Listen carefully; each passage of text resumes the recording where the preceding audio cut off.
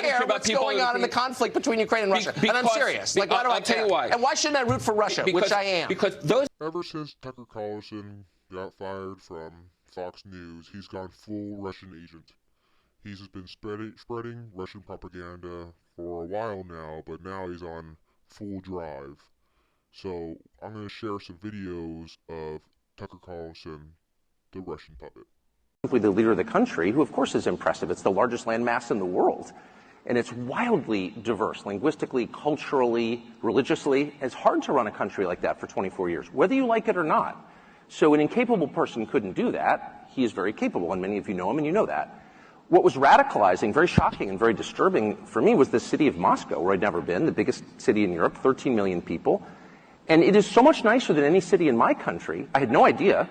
My father spent a lot of time there in the 80s when he worked for the U.S. government and barely had electricity. And now it is so much cleaner and safer and prettier aesthetically, its architecture, its food, its service, than any country, city in the United States that you have to, and this is non-ideological. How did that happen? How did that happen? And at a certain point, I don't think the average person cares as much about abstractions as about the concrete reality of his life. And if you can't use your subway, for example, as many people are afraid to in New York City because it's too dangerous, you have to sort of wonder, like, isn't that the ultimate measure of... President can see a purpose for the RNC to continue to exist, just shoot me a text because I'd love to. The RNC is like NATO. You know, it has no reason for being. It only consumes resources and says annoying things and breaks things. But there's sort of no reason to have it. You know what I mean? Yeah, Brian? For sure.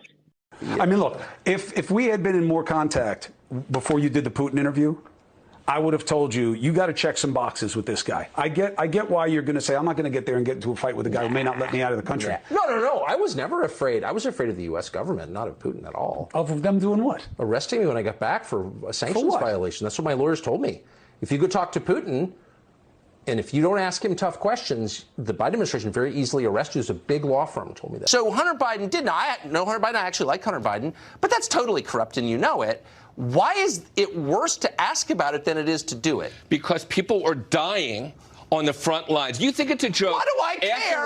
Why do I care what's going on in the conflict between Ukraine and Russia? And I'm serious. Like, why do I care? I'll tell you why. And why shouldn't I root for Russia, which I am? Because those of us who are watching, myself, who think preserving democracy is important. When Dick Cheney said what the Russians did was an attack, I don't care. It was a warlike attack on the U.S., and I think if Donald Trump gets off the hook on this, he's going to put the arm on the Chinese and everybody else. Wait a second.